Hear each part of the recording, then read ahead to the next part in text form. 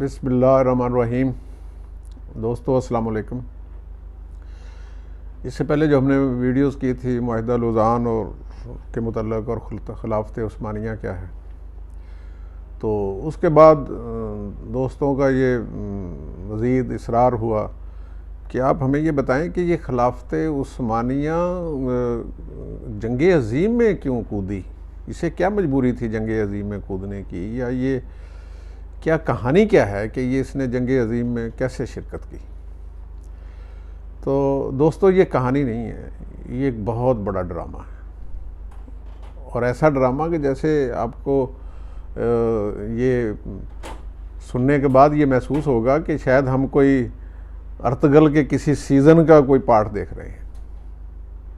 اس میں جس قسم کی ڈرامائی سچویشن پیدا کی گئی اور جو یہاں سازشیں ہوئیں۔ تو بہرحال آج کی جو ویڈیو ہے اس میں ہم بتائیں گے کہ خلافت عثمانیہ جنگ میں کیوں شامل ہوئی، یا اسے کس طرح انوالو کیا گیا، جس کے نتیجے میں اس نے اپنا وجود کھو دیا اور یہ ختم ہو گئی۔ تو یہ بڑی دلچسپ آپ کے سامنے صورتحال آئے گی، لیکن اس جنگ میں شمولیت سے پہلے ایک ہمیں تھوڑی سی نظر ڈالنی پڑے گی اس دور میں کوئی 15 یا 20 سال کی ہسٹری پر۔ جیسے میں نے پہلے آپ کو اپنی ویڈیو میں بتایا تھا کہ خلافت عثمانیہ 18ویں صدی سے لے کے 19ویں صدی تک اس کا جو دور تھا وہ بڑا آپ کہہ لیں بدترین دور تھا، جس میں یہ کمزور ہوئی ہر لحاظ سے۔ اس میں اس کے حکمرانوں کی نااہلی کہہ لیں، بدعنوانی کہہ لیں، یا جو بھی اس کا نام دیں، اس ناکامیوں کا، اس پر آج ہم بات نہیں کر رہے۔ یہ بہرحال پوری صدی جو تھی وہ اس کی آخر تک، یعنی کہ خاص طور پر جب یہ 18ویں صدی شروع ہوتی ہے اس سے تو اس کا زوال جو ہے وہ آلموسٹ شروع ہو چکا تھا، یہ کمزور ہونا شروع ہو گئی تھی، البتہ ٹوٹنے کا عمل جاری نہیں ہوا تھا۔ تو 19ویں صدی کے آخر میں اتفاق آپ کہہ لیں کہ ایک بڑا ہی نیک سیرت قسم کے اور بڑے جہاندیدہ قسم کے خلیفہ خلافت عثمانیہ کو ملتے ہیں، جنہیں ہم سلطان عبد الحمید دوم یا سلطان عبد الحمید ثانی کہتے ہیں۔ یہ وہ آخری خلیفہ تھے خلافت عثمانیہ کے جو بااختیار خلیفہ تھے۔ ان کا دور اگرچہ 33 سال پرانا دور، 33 سال ان کا دور رہا۔ 1876 سے ان کا دور شروع ہوا اور 1909 میں ختم ہوا، لیکن یہ ساری جو سازش ہے، جو یہ ڈرامہ ہے، یہ جو پلاٹ ہے، یہ انہی کے آخری دور میں سارا سٹیج ہوا۔ یہ بڑے جہاندیدہ، جیسے میں نے پہلے کہا، یہ خلیفہ تھے اور بڑے رسپیکٹیبل تھے، پڑھے لکھے تھے اور صاحب کردار بھی تھے۔ انہی کے مشیر تھے مشہور اپنا جمال الدین افغانی، آپ نے ان کا نام سنا ہوگا، وہ انہی کے ایڈوائزر تھے۔ اور یہ واحد خلیفہ تھے جن پر اس دور کی تمام عالم اسلام کا ان کی ذات کی حد تک اتفاق تھا، اور انہی کے نام کا خطبہ عالم اسلام میں پڑھا جاتا تھا۔ چین میں بھی انہیں خلیفہ تسلیم کیا جاتا تھا، انڈیا میں بھی تسلیم کیا جاتا تھا، یعنی کہ آل اوور دی ورلڈ جہاں جہاں مسلمان تھے وہ انہیں اپنا خلیفہ تصور کرتے تھے۔ اور یہ جیسا کہ میں نے پہلے کہا کہ یہ آخری بااختیار خلیفہ تھے جو اپنی پالیسیوں پہ عمل کرنے کا اختیار رکھتے تھے، اور انہوں نے بہت حد تک اپنی پالیسیوں پر عمل کیا، خارجہ پالیسی بہتر کی، ہمسایوں سے تعلقات بہتر کیے، ترقی کی اپنی ریاست میں، اور وہ جو ٹوٹ پھوٹ کا عمل پچھلے ایک صدی سے جاری تھا اس ڈیمیج کو کنٹرول کرنے کی کوشش کی۔ انہی کے دور میں یہ حجاز جو ریلوے ہے یہ بچھائی گئی مدینہ منورہ تک، تو جو ایک بہت بڑا پروجیکٹ تھا۔ تو اللہ نے انہیں وہ بعد میں موقع نہیں دیا، ورنہ ان کا ارادہ تو اس دور میں مکے تک اس ریلوے لائن کو لانے کا تھا۔ بہرحال کہنے کا مقصد یہ ہے کہ اس دور میں یہ ایک آپ کہہ لیں بھی اس عثمانی خلافت کے جو عظیم الشان ایک سلطنت تھی نا، اس کی آپ کو چند سالوں کے لیے جو شاندار جھلک نظر آتی ہے وہ آخری دور میں وہ انہی کے دور میں نظر آتی ہے۔ تو یہ کیونکہ اس وقت پوری دنیا میں دوسری بڑی سلطنت تھی 19ویں صدی میں، پوری دنیا میں سب سے بڑی سلطنت برطانیہ کی تھی، برٹش امپائر جسے کہتے ہیں۔ تو اس کے بعد دنیا میں یہ سب سے بڑی سلطنت تھی، اور اس کے بعد چھوٹی موٹی بہت ساری سلطنتیں تھیں، کئی بادشاہتیں تھیں۔ قصہ مختصر یہ ہے کہ انہوں نے اپنے دور میں خلیفہ عبد الرحمن ثانی نے، ایک تو یہ ہے کہ جو اوریجنل کانسیپٹ تھا اس خلافت عثمانیہ کو قائم کرنے کا، اس کی جانب انہوں نے بڑی اپنے تیزی سے قدم بڑھائے، یعنی کہ اپنی شناخت انہوں نے اسلامی حوالوں سے زیادہ نظریاتی طور پر قائم کرنے کی کوشش کی، جبکہ اس سے پہلے جو عثمانی خلفاء گزرے تھے وہ تو اسے سلطنت کے طور پر چلا رہے تھے۔ اس میں خلفاء خاص طور پر 17ویں 18ویں صدی میں تو یہ انہیں خلیفہ بس وہ آپ نام کے کہہ سکتے تھے، تو انہوں نے اسے اسلامی رنگ دینے کی اور اسلامک آئیڈیالوجی کو آگے بڑھانے کی کوشش کی۔ ایک تو یہی بات ان کی جو ہے وہ اس وقت جو قوتیں تھیں انہیں ناگوار گزری۔ دوسرا، انہی کے دور میں یورپ کی طرف سے خاص طور پر جو سپانسرڈ تحریکیں تھیں، جو سیکولرزم کی بنیاد پر چل رہی تھیں، انہیں بہت زیادہ سپورٹ کیا گیا، انہیں بہت زیادہ فنڈنگ کی گئی، انہیں بہت زیادہ سپورٹ کیا گیا، طاقت انہیں دی گئی ان کے دور میں۔ اور انہی کے دور میں یہودیوں نے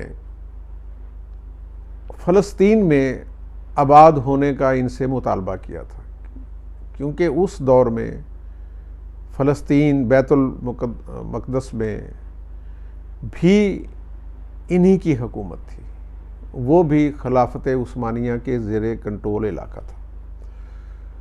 بلکہ یہودیوں نے انہیں پیشکش کی تھی کہ آپ ہمیں یہاں ہمیں اپنی بستیاں بنانے دیں، ہم آپ کو 15 کروڑ پاؤنڈ اس دور میں، یہ تو آپ کہہ لیں بھی 19ویں صدی کے آغاز کے دور کی بات کر رہا ہوں، ہم آپ کو دیں گے جس سے آپ اپنے ریاست کو خوشحال کر سکتے ہیں، اپنی ریاست کے قرضے اتار سکتے ہیں، اور جو مطلب ہے کہ آپ کے کہہ لیں بھی تمام معاشی مسائل حل ہو جائیں گے۔ لیکن اس مرد مجاہد نے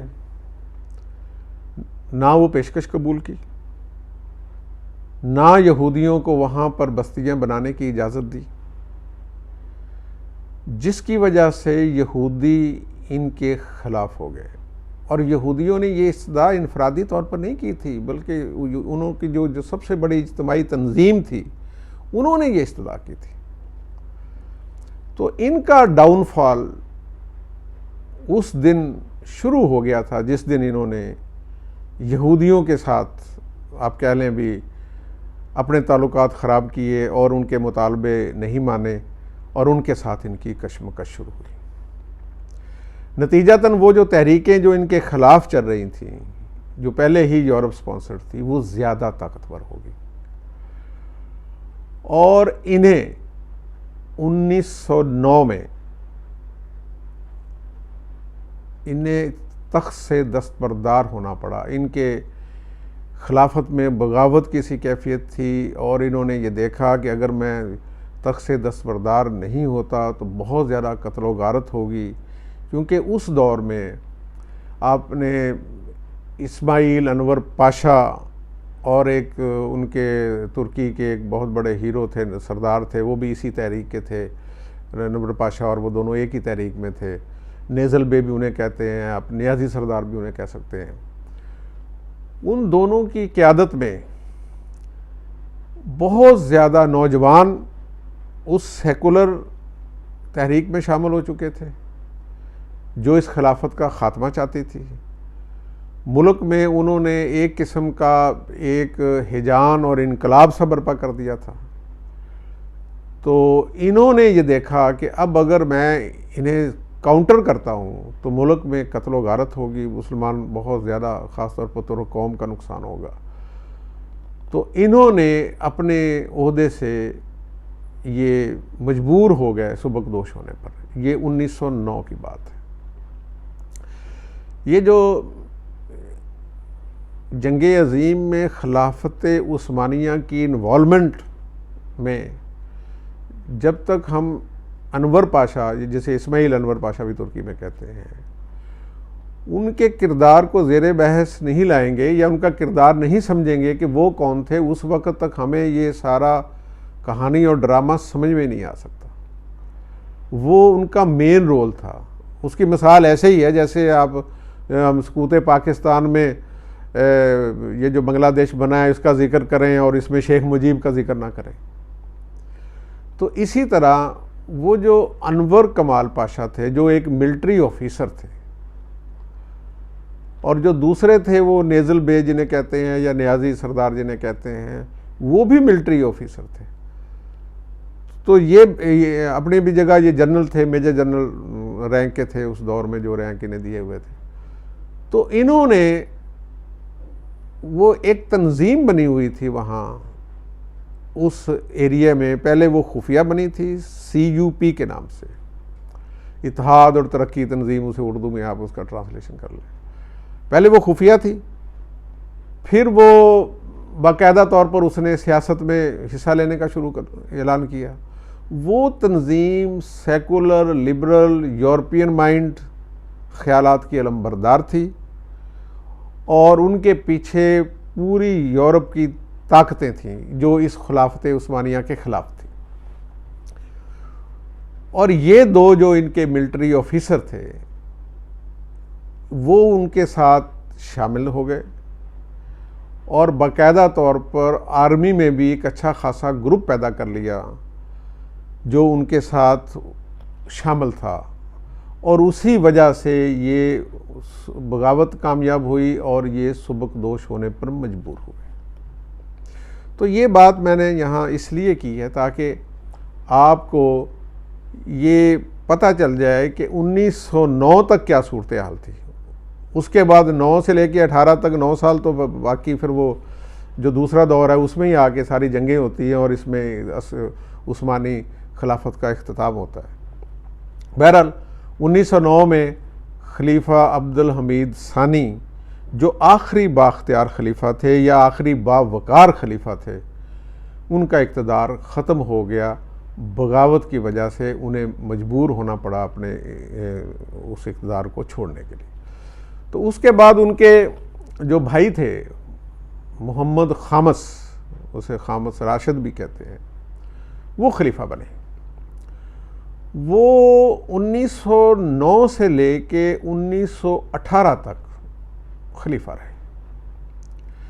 یہ دراصل ایک خلیفہ تھے لیکن کٹھ پتلی خلیفہ تھے. ان کا اپنے ملک کی پالیسیوں پر کوئی کنٹرول نہیں تھا، ان کا اپنی آرمی پر کوئی کنٹرول نہیں تھا، اور معاشرہ اندرونی طور پر بری طرح تقسیم ہو چکا تھا. انہیں صرف اپنی ذات کی حد تک دلچسپی تھی، یا یہ اپنی ذاتی جو آپ کہہ لیں بھی پروٹوکول اور عیش و عشرت کی حد تک انہوں نے شاید اپنے آپ کو محدود رکھا ہوا تھا.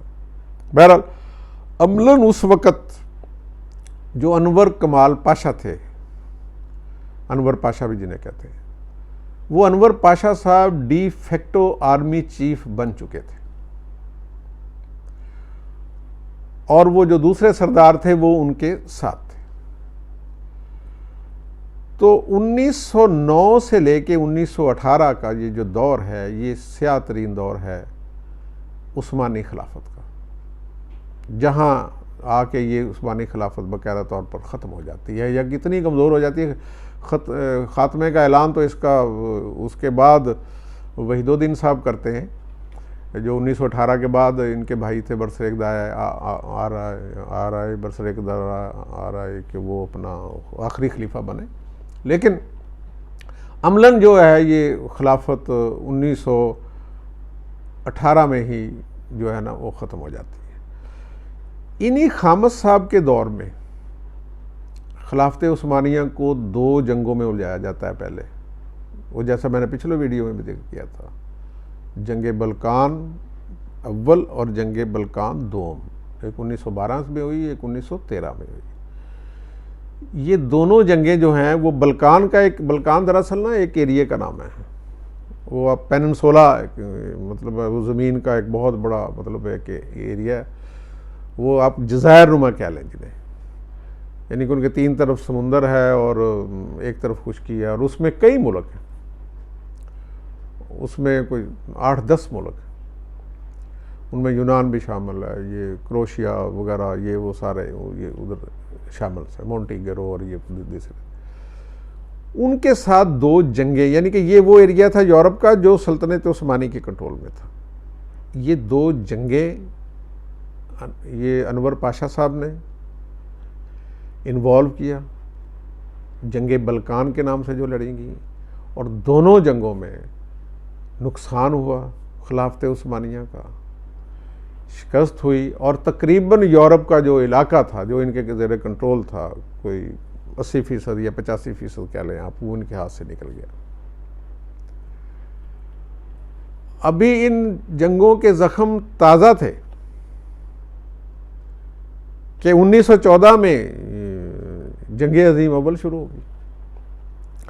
یہ جنگ عظیم اول جب شروع ہوئی ہے تو یہ بھی ایک بہت بڑا مطلب ہے کہ اس کے اگرچہ وہ پس منظر ایک علیحدہ ہے، اس پر اس ویڈیو میں بات نہیں کریں گے، لیکن اس کا جو امیڈیٹ کاز تھی جنگ عظیم اول کی، وہ بھی ایک ڈرامہ تھا، جیسے میں نے آپ کو پہلے کہا ہے کہ ذرا ڈرامے کی نوعیت دیکھیں آپ۔ آسٹریا اور ہنگری یہ تقریباً ایک ہی ایریا تھا، ایک ہی علاقہ تھا، 2 یہاں ایک بادشاہ تھے، ان بادشاہ کے بھتیجے اور اس کی بیوی کو ایک سربین دہشت گرد نے حملہ کر کے قتل کر دیا۔ اس بادشاہ کا نام غالباً جوزف تھا، اور یہ جو مقتول شہزادہ تھا وہ فرینڈنٹ غالباً ان کا نام تھا۔ انہیں ایک دہشت گرد حملے میں قتل کر دیا، وہ پلان حملہ تھا۔ اس حملے کے بعد وہ حملہ ہوتا ہے 28 جون 1914 میں۔ اس حملے کے بعد آسٹریا کے جو حکمران تھے بادشاہ، انہوں نے سربیا کو الٹیمیٹم دیا، جرمنی نے یہاں اکسایا آسٹریا کے بادشاہ کو۔ یہ اب ذرا یہاں میں وضاحت کرتا ہوں، یہ آسٹریا اور ہے اور آسٹریلیا اور ہے، یہ آسٹریا کی میں بات کر رہا ہوں، آسٹریا اور ہنگری۔ اس بادشاہ کو جرمنی نے اکسایا کہ سربیا کو سبق سکھاؤ۔ سربیا بھی ایک کنگڈم تھی۔ تو 1 مہینے کے بعد انہوں نے سربیا پر حملہ کر دیا،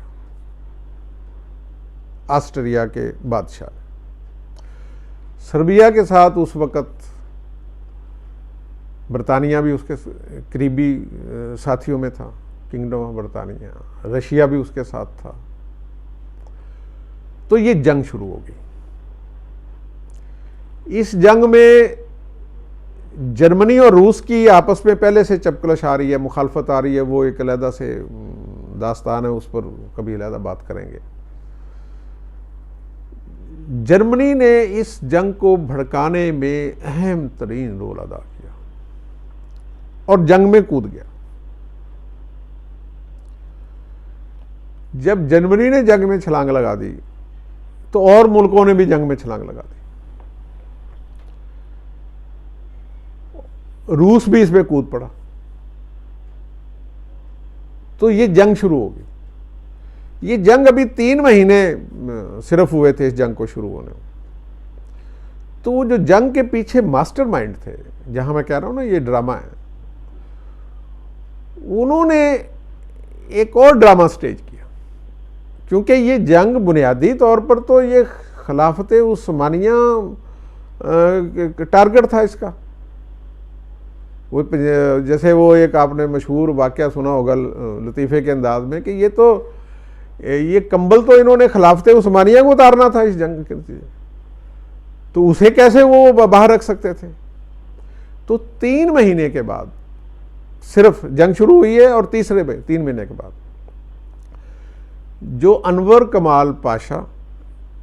پاشا صاحب اور جرمن کے جو اس دور کے وزیر جنگ تھے یا وزیر دفاع تھے، انہوں نے ایک سازش تیار کی کہ عثمانی خلافت کا جو جنگی بیڑا تھا نیول جہازوں کا، اس نیول جہازوں کے بیڑے میں جرمن کمانڈر بھی شامل تھے. وہ عملہ جرمنی کا بھی تھا جو انہیں ٹریننگ دیا کرتا تھا، یا جو ان کی وہ نیول جو تھی وہ فوج اس کی وہ تربیت وغیرہ دیتا تھا. تو اس بیڑے میں وہ بھی شامل تھے. تو انہوں نے یہاں پر وہ مختلف باتیں تاریخ میں آئی ہیں کہ وہ شاید خلیفہ کو پتہ ہی بھی نہیں تھا، یا اگر پتہ تھا تو وہ تھا ہی، جیسے میں نے کہا وہ کٹ پتلی تھا، بے بس تھا، اس کی پالیسی پر کوئی کنٹرول نہیں تھا. انہوں نے روس کی بندرگاہ پر جا کر جو بلیک سی کے اندر واقع تھی، ترکی کے 2 طرف سمندر ہے، ایک طرف بلیک سی ہے، دوسری طرف بحیرہ روم ہے.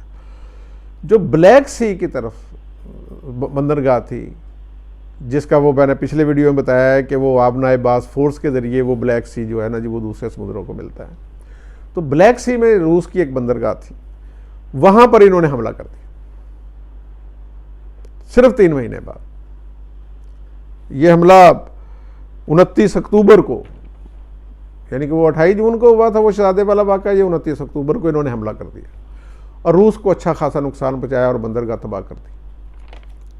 یہ حملہ ترکی کے نیول جہازوں نے کیا،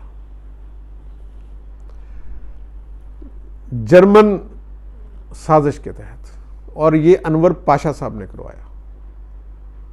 اس کا نتیجہ کیا ہوا کہ روس براہ راست اس نے حملہ کر دیا خلافت عثمانیہ پر، اور خلافت عثمانیہ اس جنگ میں بری طرح انوالو ہوگی. اور 14 سے لے کے 18 تک آپ کو پتہ ہے یہ جنگ میں پھر اپنا 135 کے قریب ملک اس جنگ میں شامل ہو گئے تھے. اور یہ جو مین 2 اتحادی پاور تھیں، سینٹرل پاور، جس میں یہ خلافت عثمانیہ اور جرمنی اور ان کے ساتھ یہ رومانیہ وغیرہ یہ ایک طرف تھے، اور باقی روس، امریکہ، فرانس، برطانیہ وہ دوسری طرف تھے. تو یہ اس میں 1.5 کروڑ لوگ اس میں مارے گئے جنگ عظیم میں. اور اس میں امریکہ کوئی بعد میں گھسیٹا گیا اس میں، وہ بھی اتفاق کیا لیں آپ کہ وہ بھی جرمن نے اسے گھسیٹا ہے جنگ میں. اس کا ایک شپ تھا وہ جو سمندر میں جا رہا تھا، اس پر حملہ کیا باقاعدہ طور پر، وہاں امریکن مارے گئے بہت زیادہ. تو پھر امریکہ نے بطور کاؤنٹر اٹیک وہ جو ہے نا جی وہ اس میں جنگ میں آیا. اس سے پہلے وہ اس جنگ میں شامل نہیں تھا، وہ نیوٹرل تھا. اسے تو بلکہ 1-2 سال کے بعد اسے مجبور کیا گیا اس جنگ میں شامل ہونے کے لیے. بہرحال وہ ایک علیحدہ بات ہے. لیکن آخر میں امریکہ بھی شامل ہو گیا. جب امریکہ بھی شامل ہو گیا تو جنگ کا پلڑا جو ہے نا جی وہ ان کا اتحادی فوج کا بھاری ہونا شروع ہو گیا اور انہیں شکست ہونا شروع ہو گئی. اور بالآخر نتیجہ آپ کے سامنے کہ 1918 میں خلافت عثمانیہ ریزہ ہو گئی، بری طرح شکست ہوئی، زیر کنٹرول علاقے آزاد ہو گئے، کچھ علاقوں پر دوسروں نے قبضہ کر لیا، کہیں بغاوتیں ہو گئیں، کہیں کچھ ہو گیا. تو 1918 میں جس وقت جنگ ختم ہوئی اسی وقت ہی آپ کہہ لیں کہ یہ وہ خامد صاحب جو تھے اس وقت کے جو کٹ پتلی جو خلیفہ تھے وہ فوت ہو جاتے ہیں. اور اس کے بعد جنگ بندی کے بعد جو ہے نا جو ان کے بھائی خلیفہ وحید الدین جو آخری ایک رسمن کا آپ کہہ لیں خلیفہ بنے وہ بنتے ہیں. اور پھر اس کے بعد تو نیچے تو ان کا کنٹرول ہی نہیں رہ گیا تھا، ان کے اپنے ترکی کے علاقوں میں بغاوت ہو چکی تھی. اس وقت مصطفیٰ کمال اتاترک ان کے یہ انور کمال پاشا کی جو تحریک تھی اس کے بہت بڑے لیڈر بن کے سامنے آ چکے تھے. تو اس کے بعد جو ہوا وہ میں نے آپ کو پہلے اپنی ویڈیو میں بتایا کہ خلیفہ وحید الدین نے معاہدہ سرواس وہ کرنے کی کوشش کی، وہ نہ ہوا تو بالآخر مائدہ لوزانیہ وہ مصطفیٰ کمال اتاتürk ترک نے کیا. لیکن 1918 میں عملی طور پر خلافت عثمانیہ آپ کہہ لیں بھی تحلیل ہو گئی تھی جنگ عظیم کے خاتمے پر. بعد میں یہ 3-4 سال رسمی طور پر کاغذی طور پر یہ رہی ہے، لیکن عملی طور پر یہ 1918 میں ختم ہو گئی. اور انور پاشا بھی 1918 میں ہی فوت ہو گئے اینڈ میں، یہ جنگ عظیم کے بعد. تو آپ کہہ سکتے ہیں کہ یہ انور پاشا اور خلافت عثمانیہ یہ آلموسٹ اکٹھے ہی جو ہے نا جی اس دنیا سے رخصت ہوئے. تو اس خلافت عثمانیہ کو اس جنگ میں انوالو کرنے میں اگر کسی ملک کا کردار ہے تو وہ جرمنی ہے، اگر کسی شخص کا کردار ہے مین ترین تو وہ انور پاشا ہے. ان دو کرداروں اور ان کا آپس میں گٹھ جوڑ جو تاریخ میں ثابت ہے. بلکہ جس وقت یہ میں آپ کی مزید تھوڑا سا دوستوں کے ساتھ شیئر کر لوں کہ جس وقت خلیفہ عبد الوحید مجبور ہوئے ہیں یہ انور پاشا کی بغاوت کی وجہ سے 1909 میں استعفیٰ دینے میں یا اقتدار چھوڑنے میں، تو انہوں نے اس وقت کے ایک مشہور بزرگ تھے شیخ محمود افندی رحمۃ اللہ علیہ، انہیں خط لکھا تھا. اس خط میں انہوں نے اس جانب نشاندہی کی تھی کہ یہ میرے خلاف سازش کس طرح بنی ہے، اور اسی میں انہوں نے یہودیوں کا بھی ذکر کیا تھا کہ انہوں نے بھی سازش کو بنایا. تو اس سازش میں انور کمال پاشا کا رول انتہائی نیگیٹو، اور جرمنی اس کی بہت بڑی وجہ. اب جرمنی نے روس کے ساتھ اپنی چپکلش کا اس سے وہ کہتے ہیں بھی بدلہ لینے کی کوشش کی، یا اس کے کوئی اور مقاصد تھے. اس وقت جرمنی میں بھی بادشاہ ہوا کرتے تھے. اور آپ کی دلچسپی کے لیے کہ اس جنگ عظیم کے جو شکار ہوئیں 4 بڑی بادشاہتیں سلطنتیں اس کا شکار ہوئیں. رشیا میں بھی اس وقت بادشاہ تھے، اس کی بادشاہت ختم ہوئی، وہاں پھر بعد میں لیلن آیا. یہ جو اپنا جرمنی میں بھی بادشاہ تھا جو ختم ہوا. اوٹمن امپائر ختم ہوئی جسے وہ ہم خلافت کہتے ہیں، وہ اسے سلطنت کہتے ہیں، سلطنت عثمانیہ، وہ بھی ختم ہوئی. اور یہ چوتھی جو تھی یہ اپنا یہ آسٹریلین وہ جو آسٹریلین کنگڈم تھی ہنگری کی اور آسٹریلیا کی، وہ بھی ختم ہوئی، اس کے بادشاہ بھی ختم ہو. یعنی کہ 4 کنگڈمز اس جنگ کے نتیجے میں ختم ہوئی. اور اگر نہیں کوئی کنگڈم ختم ہوئی تو وہ برطانیہ کی، جو دنیا کی اس وقت سب سے بڑی کنگڈم تھی، وہ ختم نہیں ہوئی. یہ ختم ہو گئے 4. تو آپ سوچیں کہ یہ گیم، اس کا ماسٹر مائنڈ، یہ ڈرامہ کہاں سے شروع ہوتا ہے اور اس کا انجام کیا ہے؟ اس کا انجام یہ ہے کہ صرف ایک کنگڈم بچتی ہے جو پوری دنیا میں اس وقت سب سے بڑی کنگڈم تھی، وہ تھی گریٹ برٹن. اور سب سے زیادہ جو نقصان ہوا ہے اس میں وہ ہوا ہے خلافت عثمانیہ یا عالم اسلام کا، جو وہ میں پہلے بھی اس کے متعلق بتا چکا ہوں. تو یہ جو کھیل تھا، جو کھیلا گیا، اب وہ جیسا کہ میں نے پچھلی ویڈیو میں کہا تھا کہ یہ خلافت عثمانیہ کی تحلیل یہ ڈیڈ ایشو نہیں ہے، یہ لائیو ایشو ہے. یہ کھیل جنہوں نے کھیلا تھا اس دور میں، وہ آج پھر کوئی پریشان ہے. ان پر کوئی گھبراہٹ سی تاری ہے کہ یہ 2023 جیسے میں نے وہ آپ کو معاہدہ لدھانیہ کا ذکر کیا، اس کے بعد آنے والے حالات یا اس وقت جو عالم اسلام جس قسم کی کیفیت سے گزر رہا ہے، تو یہ ان پر گھبراہٹ کیوں تاری ہے؟ اس کا تو خیر جواب ہمیں وقت دے گا، لیکن یہاں پر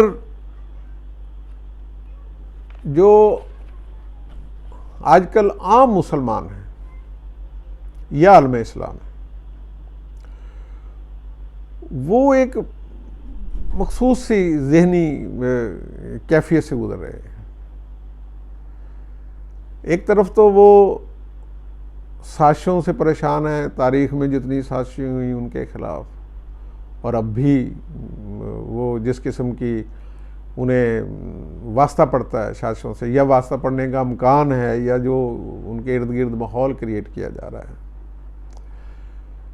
وہ آپ دیکھ لیں، چاروں طرف دیکھ لیں آپ، پاکستان، ملیشیا، سعودیہ، مصر اور ترکی، اور جہاں جہاں بھی آپ دیکھ لیں۔ تو دوسری طرف وہ عالم اسلام میں جو عام مسلمان کی وہ اپنی خواہشات ہیں، ان کے کچھ خواب بھی ہیں، جن خوابوں کی بنیاد پر وہ، جیسے میں نے کہا کہ کچھ حلقوں میں گھبراہٹ بھی طاری ہے۔ تو یہاں پر مجھے ایک وہ محسن نقوی کا بڑا خوبصورت شعر یاد آ رہا ہے کہ کیا، وہ محسن نقوی کا بہت خوبصورت شعر ہے کہ سازشوں کے عذاب کیوں ہیں، سازشوں کے عذاب کیوں ہیں، میری ہتھیلی پہ خواب کیوں ہیں، خوش رہیے سلامتی کے ساتھ۔